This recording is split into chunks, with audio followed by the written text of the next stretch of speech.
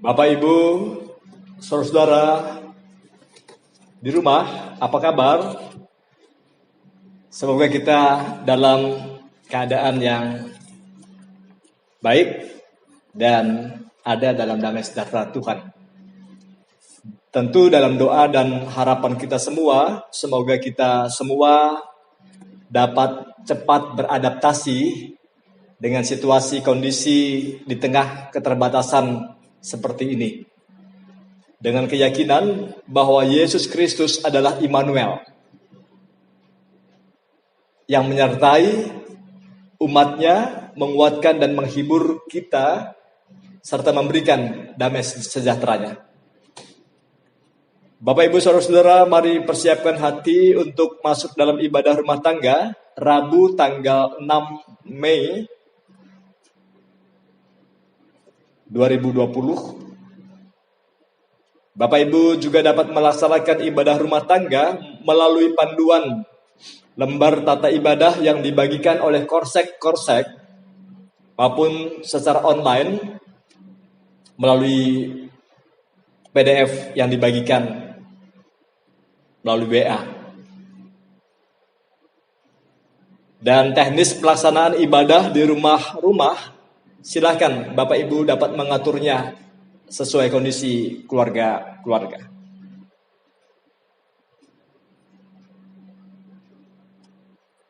Pembacaan Alkitab firman Tuhan yang menjadi renungan hari ini didasarkan dari kitab Imamat pasal 4 ayat 13 sampai 21.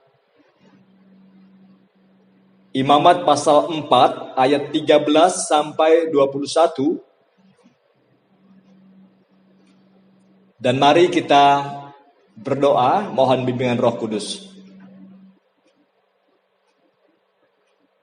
Di dalam kasih anugerah-Mu ya Bapa, kiranya kami beroleh damai sejahtera-Mu untuk membaca, mendengar dan merenungkan firman-Mu di dalam kitab Imamat pasal 4 ini. Dan semoga kami selaku rumah tangga jemaat-Mu beroleh kasih karunia.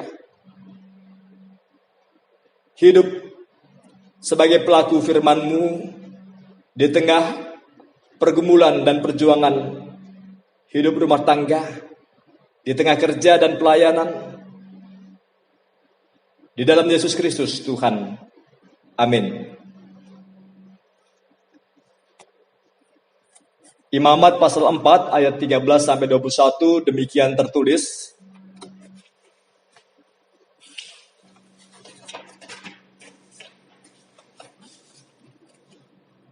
Jikalau yang berbuat dosa dengan tak sengaja itu segenap umat Israel dan jemaah tidak menyadarinya sehingga mereka melakukan salah satu hal yang dilarang Tuhan dan mereka bersalah,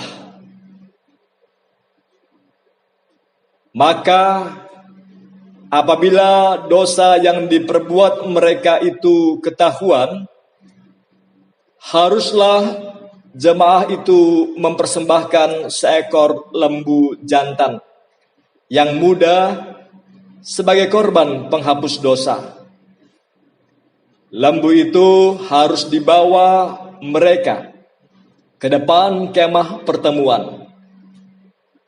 Lalu para tua-tua umat itu harus meletakkan tangan mereka di atas kepala lembu jantan itu di hadapan Tuhan.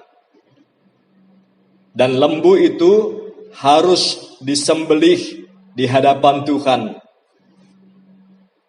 Imam yang diurapi harus membawa sebagian dari darah lembu itu ke dalam kemah pertemuan. Imam harus mencelupkan jarinya ke dalam darah itu dan memercikkannya 7 kali di hadapan Tuhan di depan tabir. Kemudian dari darah itu harus dibubuhnya sedikit pada tanduk-tanduk mezbah yang di hadapan Tuhan di dalam kemah pertemuan. Dan semua darah selebihnya harus dicurahkannya kepada bagian bawah mezbah korban bakaran yang di depan pintu kemah pertemuan. Segala lemak harus dikhususkannya dari lembu itu dan dibakarnya di atas mezbah. Beginilah harus diperbuat dengan lembu jantan itu seperti yang diperbuatnya dengan lembu jantan korban penghapus dosa. Demikianlah harus diperbuatnya dengan lembu itu.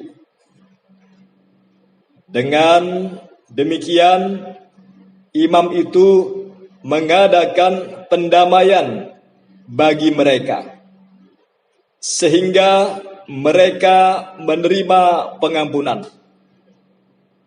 Dan haruslah ia membawa lembu jantan itu keluar perkemahan, lalu membakarnya sampai habis, seperti ia membakar habis lembu jantan yang pertama.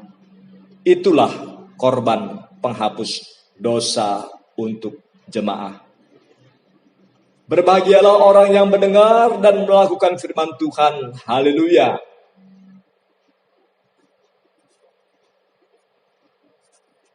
Saudara-saudara, kitab Imamat dimulai dengan peraturan mengenai korban dan pelayanan kepada Tuhan yang harus dilaksanakan di kemah suci. Dalam kitab Imamat kita belajar bahwa dosa harus ditindak dan bahwa Allah menuntut hidup kudus. Di dalam hal ini umat Allah harus berbeda dengan umat penyembah berhala atau bangsa sekitar Israel yang tidak mengenal Tuhan. Kitab Imamat memberitahukan bahwa umat yang berdosa dilayakkan untuk mendekati Allah yang kudus, untuk mengadakan pendamaian bagi dosa mereka. Perilaku hidup umat Israel harus kudus, sebagaimana Allah bangsa Israel adalah Allah yang kudus. Ayat 13 dan 14 menunjuk pada pokok permasalahan yang digumuli, yaitu tentang kesalahan yang diperbuat oleh umat tanpa sengaja. Maka mereka wajib membawa persembahan kurban penghapusan dosa atau penghapus dosa. Ayat 15 sampai 18 menunjuk pada tata cara pelaksanaan kurban penghapus dosa untuk umat maupun pemuka. Imam adalah sama, yakni lembu itu harus disembelih di hadapan Tuhan. Imam harus membawa sebagian darah lembu itu ke kemah pertemuan. Lalu di depan tabir imam memercikkan darah lembu tersebut sebanyak 7 kali. Semua darah selebihnya harus dicurahkan ke bagian bawah mesbah korban bakaran yang di depan pintu kemah pertemuan. Dan lemak harus dibakar di atas mesbah. Ayat 19 sampai 21 tentu berbeda dari kurban bakaran dalam Imamat pasal 1 yang seluruhnya dibakar di atas mesbah. Sebagaimana ayat ini. Sebagian dari kurban penghapusan dosa ini harus dibawa ke satu tempat yang tahir di luar perkemahan dan dibakar habis di sana. Ini adalah gambaran.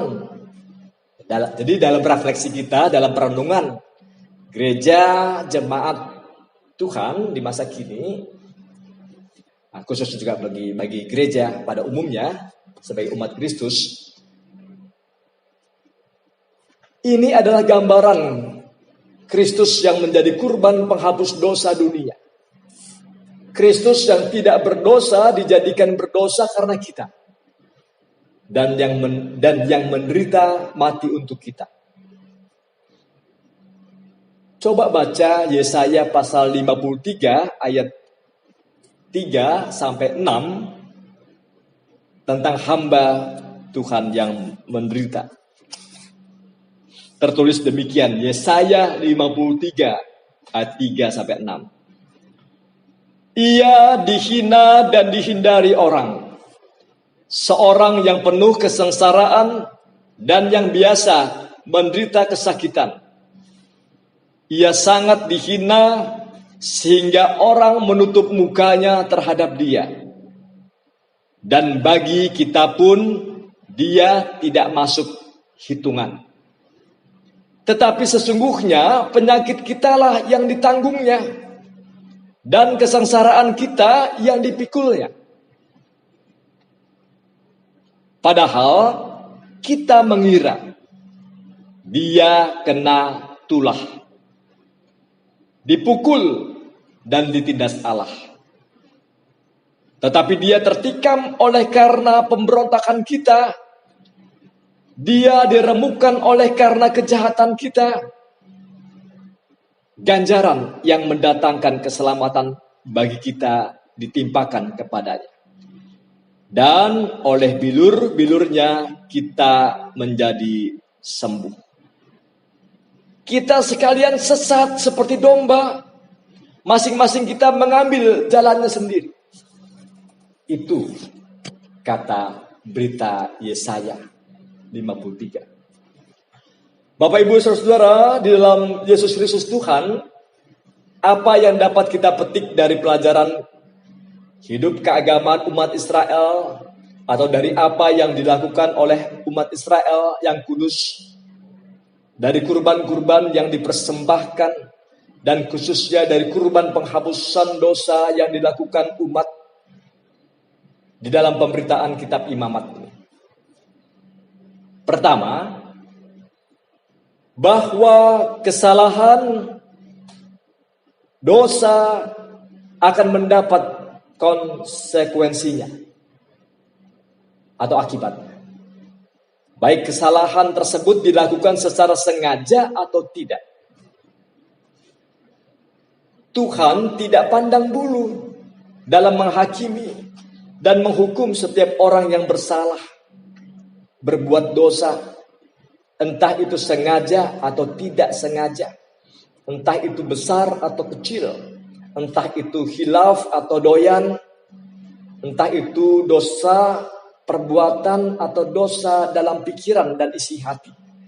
Entah itu umat yang melakukan atau pemuka atau imam atau pendeta atau presbiter atau pelayan pelkat yang melakukan. Dosa tetap dosa. Sekali dosa tetap dosa. Sekali kesalahan tetaplah kesalahan. Itu prinsip yang tertulis dalam hukum Tuhan di dalam perjanjian lama dan juga imamat ini. 2, saat Tuhan berkata kepada Musa bahwa mereka yang melakukan dosa walaupun tidak sengaja, mereka tetap bersalah. Tuhan ingin setiap orang bertanggung jawab atas setiap perbuatan, termasuk yang tidak sengaja. 3, kita juga belajar bahwa dosa adalah putusnya hubungan kita dengan Tuhan. Alkitab juga menyatakan bahwa dunia telah jatuh ke dalam dosa. Roma pasal 3 ayat 10 dikatakan atau tercatat, tidak ada yang benar, seorang pun tidak. Dengan demikian, dalam refleksi renungan kita, jika kita hidup tanpa Kristus, hal itu berarti kurban-kurban penghapus dosa akan terus-menerus dipersembahkan, baik oleh umat Israel dan juga oleh kita. Alasannya karena kurban itu tak pernah cukup untuk menutupi segala kesalahan mereka dan kita. Sementara itu mereka atau Israel dan juga kita terus-menerus berbuat dosa, sengaja atau tidak sengaja. Lalu Roma pasal 6 ayat 23 dikatakan bahwa sebab upah dosa ialah maut. Tetapi kasih karunia Allah ialah hidup yang kekal dalam Kristus Yesus Tuhan kita. 4, Tuhan tahu bahwa setiap dosa memerlukan pengampunan. Oleh sebab itu, Ia mengirimkan Yesus Kristus, atau Ia hadir di dalam Yesus Kristus untuk mengambil alih hukuman yang seharusnya Anda, saudara, saya, kita tanggung. Yesus adalah korban bagi penghapus dosa dunia. Dia melakukannya karena kasih-Nya kepada dunia. Ingat Yohanes pasal 3 ayat 16. Karena begitu besarnya kasih Allah akan dunia ini. Bapak Ibu saudara-saudara, mari kita renungkan. Sudahkah anugerah kasih Yesus yang mengasihi, mengampuni, dan mendamaikan itu kita akui dan telah kita rasakan di dalam hidup kerja dan pelayanan kita dan di tengah rumah tangga kita.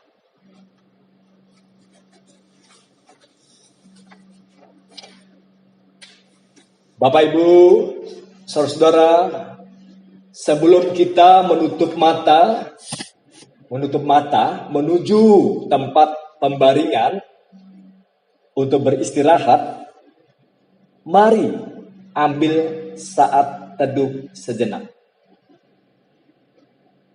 Tenangkan diri, berdiam diri di dalam keheningan, bersaat teduh.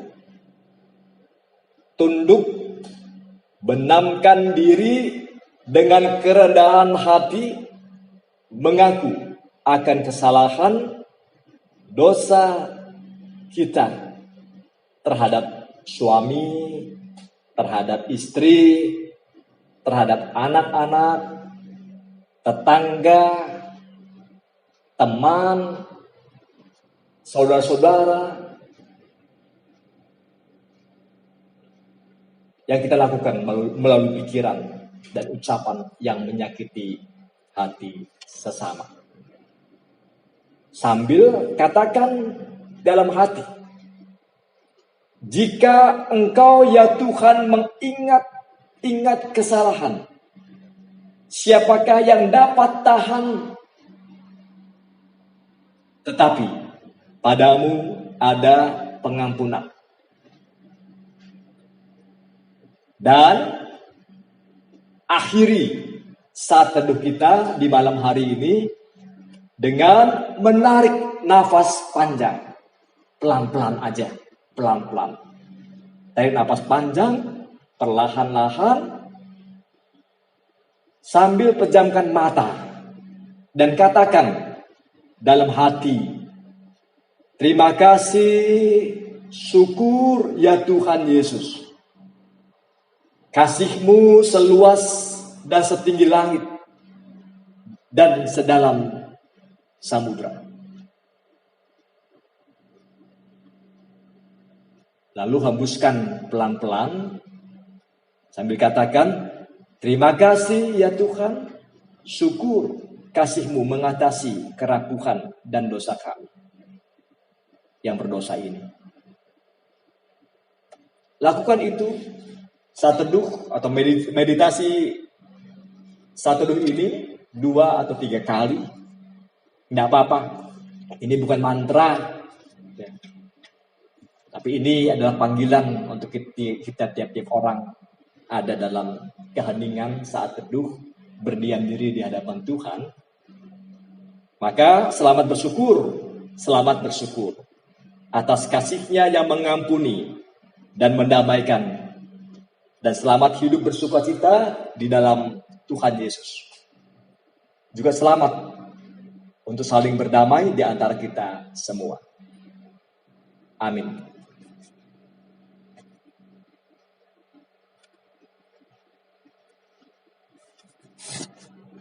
Bapak Ibu, saudara-saudara, untuk pokok-pokok doa, mohon diingat dalam doa kita bersama, kita mengingat anak dari keluarga Bapak Sinaga yang sakit, yaitu Riris. Kemudian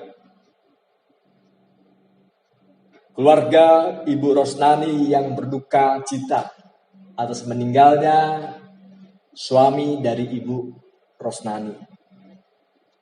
Lalu Bapak Freddy Sairang yang sakit dan diopname di rumah sakit. Juga ada Bapak Elsie Torus, ada Bapak Ronald Sampau, ada Bapak Asitorus, ada Ibu Bagio, ada Ibu Tamara, dan tentu yang lain yang kita bisa ingat.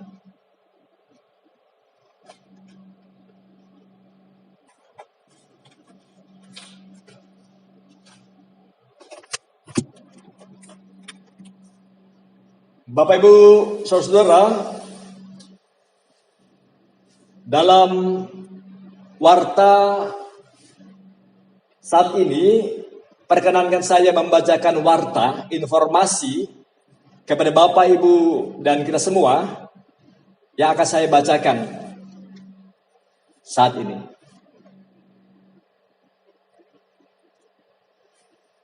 Kepada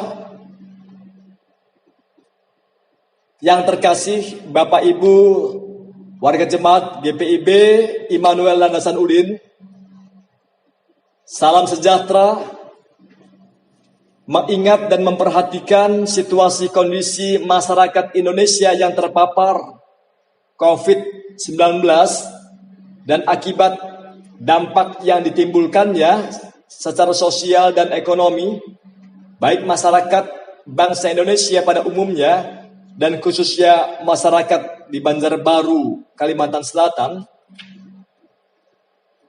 mempertimbangkan akibat dampak paparan COVID-19 itu juga memapar kehidupan sosial perekonomian warga jemaat GPIB Immanuel Landasan Udin, mempertimbangkan usulan masukan warga jemaat dan rekan-rekan presbiter bahwa terkait dengan epidemi COVID-19 yang berdampak luas tersebut, gereja atau jemaat GPIB Immanuel Landasan Udin perlu menyikapi dengan segera, yakni melakukan gerakan sosial diakonal ataupun bakti sosial dengan prioritas di internal warga jemaat GPIB Immanuel Landasan Udin, khususnya yang terpapar dampak corona, yakni satu, warga jemaat, buruh atau karyawan yang terkena PHK. Dua, warga jemaat yang mengalami kesulitan untuk berjualan atau mendistribusikan barang dagangan oleh karena lokasi tempat agen penjual penampung barang tutup untuk sementara waktu karena corona. Tiga, warga jemaat yang semakin sulit untuk membeli kebutuhan sembako atau daya beli kurang dan naiknya harga karena naiknya harga barang-barang sembako. Keempat, warga jemaat yang masih bekerja namun hanya menerima honor atau gaji separuh dari total gaji.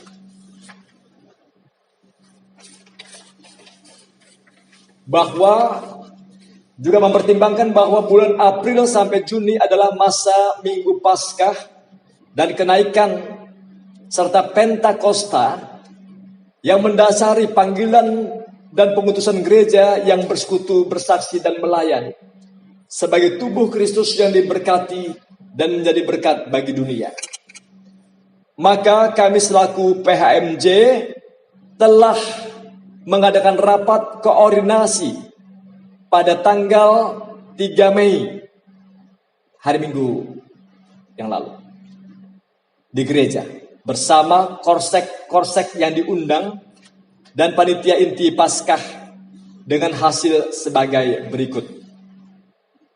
1. Akan dilaksanakan bakti sosial di internal warga jemaat dan eksternal di luar warga jemaat, yakni yang pertama, untuk bakti sosial ke dalam atau internal warga jemaat dilaksanakan dalam bentuk pembagian paket sembako kepada warga jemaat yang mengalami ketidakmampuan atau kurang berdaya secara ekonomi. Realisasi pembelian paket sembako dan penyerahannya diagendakan tanggal 9 dan 10 Mei. Dengan pelaksana di lapangan yakni panitia Paskah dibantu oleh PHMJ. Uang dana bakti sosial yaitu untuk pembelian paket-paket sembako menggunakan dana Paskah yang ada di bendahara panitia Paskah. Kepada korsek-korsek di ketiga sektor untuk segera berkoordinasi bersama presbiter di masing-masing sektor untuk mendata keluarga atau warga jemaat yang terdampak. Koordinasi masing-masing korsek bersama presbiter di sektornya dilaksanakan pada hari Senin tanggal 4 sampai hari Jumat tanggal 8 Mei. Data jumlah warga jemaat yang perlu mendapatkan perhatian atau bantuan segera dilaporkan dan diserahkan data tersebut ke Ketua Panitia Paskah dan PHMJ pada hari Rabu tanggal 6 Mei sampai Jumat 8 Mei di kantor Sekretariat Gereja GPIB Immanuel Landasan Udin.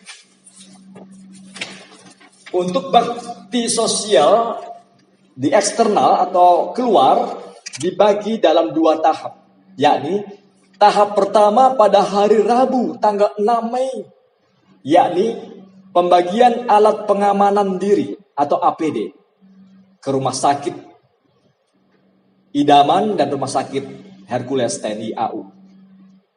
Pelaksanaan penyerahan bantuan APD ke rumah sakit dilaksanakan oleh Ketua Panitia Paskah, Bapak Palatua, didampingi oleh pendeta dan ketua 5 bidang Inforkom, Bapak Penatua Tobing. Lalu tahap 2 dilaksanakan sekitar bulan Mei sampai Juni, yakni pembagian APD dan paket susu untuk instansi Polri terdekat di Landasan Udin. Baksos atau bakti sosial tahap 2 ini masih menunggu konfirmasi dari Bapak Penatua Joko Purnomo. Adapun material APD yang diterima oleh GPIB Immanuel Landasan Udin berasal semuanya dari sumbangan dari NN. Mohon maaf, nama tidak dituliskan atas permintaan pihak penyumbang. Dan paket dos susu beruang dari sumbangan beberapa warga jemaat dan presbiter yang nama-namanya akan dicatat di Warta Jemaat Minggu. Demikian informasi ini disampaikan kepada Bapak Ibu, saudara jemaat Tuhan, GPIB Immanuel Landasan Udin untuk diketahui atas perhatian dan kerjasama yang baik. Kami ucapkan terima kasih, puji syukur, sembah dan hormat bagi kemuliaan Tuhan Yesus Kristus Kepala Gereja dan sumber damai sejahtera umatnya.